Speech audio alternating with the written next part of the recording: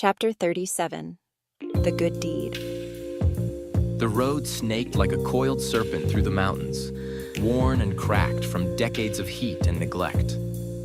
Kevin Durant sat shotgun in a dented green pickup truck with fading paint and a stubborn rattle in the engine. The air smelled of dry earth and diesel, and each curve they took climbed them further into the hills of northern Mexico.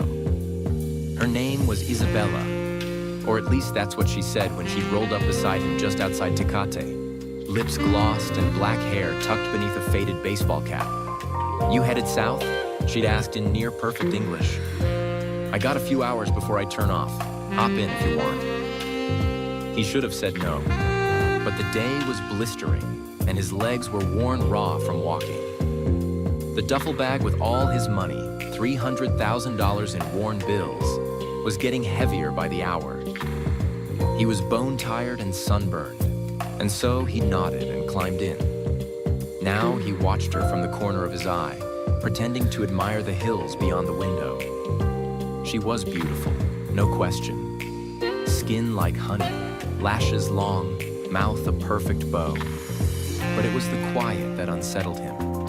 She hadn't spoken much in the last hour, just drove, jaw tight, fingers gripping the wheel like she had something else on her mind. That's when the voice in his head started whispering, "You're a marked man. You got out clean, but only just." What if she wasn't just some good Samaritan? What if someone tipped her off? His name was in the system again, no doubt. The feds had probably realized their mistake by now. What if someone local was waiting to cash in on the opportunity of helping bring him back? Or bleed him dry and leave his body in a ditch?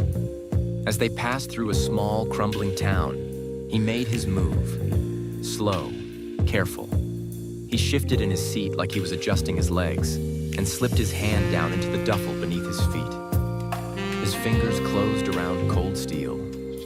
The .38 revolver, 5 rounds, clean and well-oiled.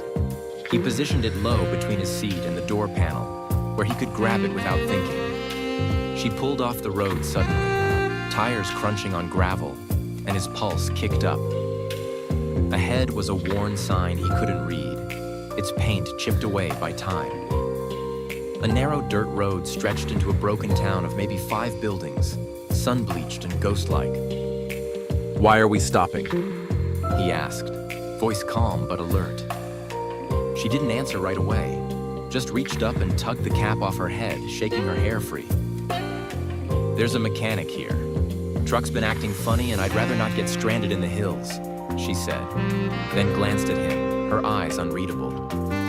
"You're welcome to wait, or head on foot if you think I'm slowing you down."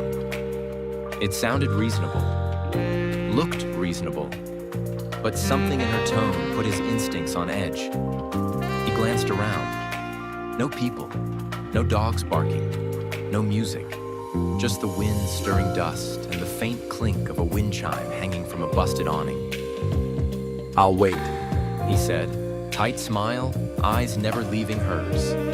She nodded, then stepped out of the truck and walked toward a concrete garage that looked half collapsed. Kevin watched her go, heart thudding, finger twitching near the revolver. He'd survived prison, survived the system, survived long enough to buy this second chance. If this woman tried anything, if anyone came out of that building with a weapon or a demand, he would not go easy. Kevin shifted his weight, ready. The bag was still at his feet, the zipper half open. Every dollar to his name, stuffed between spare clothes and an old toothbrush. He'd sell the truck and vanish into the mountains once he crossed deeper into Mexico. But first, he had to survive this town.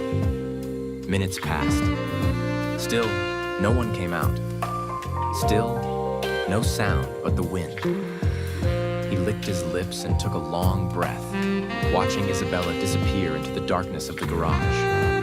She hadn't looked back. Was she setting him up? Or just another traveler trying to survive her own rough road? Kevin didn't know yet, but one thing was certain. If anyone came for what was his, he'd be ready. Because second chances don't come often. And he wasn't about to lose his on a dusty hill road in the middle of nowhere.